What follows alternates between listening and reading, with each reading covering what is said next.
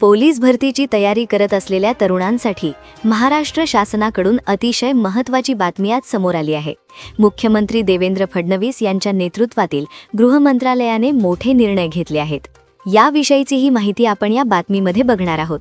त्यानंतर महत्त्वाची गोष्ट म्हणजे या वर्षीची पोलीस भरती प्रक्रिया कशा पद्धतीने पार पडणार आहे आणि पोलीस भरतीमध्ये अनेक प्रकारचे गैरप्रकारांना रोखण्यासाठी प्रशासनाने मोठे निर्णय घेतले आहे। राज्य मंत्रिमंडळ बैठकीत कोणते निर्णय घेण्यात आले याविषयी आपण थोडक्यात जाणून घेऊया।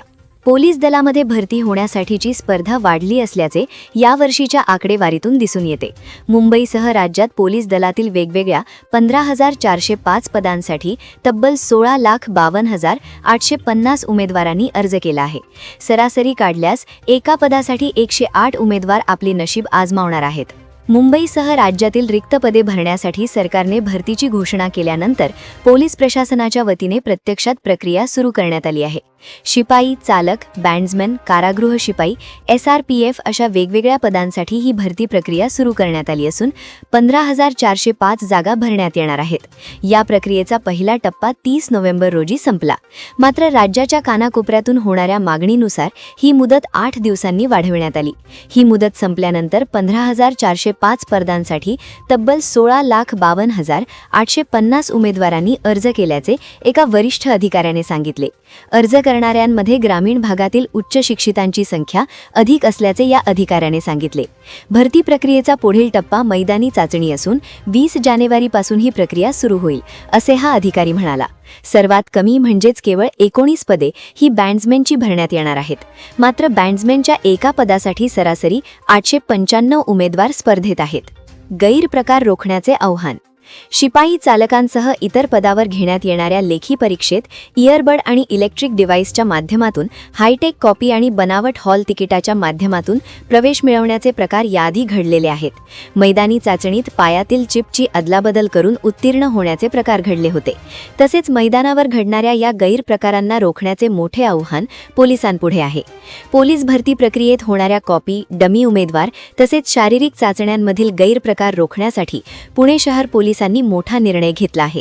यंदाच्या भरती प्रक्रियेत प्रथमच आर्टिफिशियल इंटेलिजन्स म्हणजेच AI तंत्रज्ञानाचा मोठ्या प्रमाणावर वापर करण्यात येणार आहे।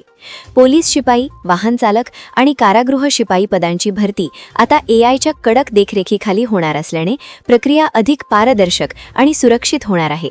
भरतीसाठी उमेदवार मैदानात प्रवेश करताच त्याचा चेहरा आधी नोंदविलेल्या माहितीसोबत त्वरित जुळवला जाणार आहे।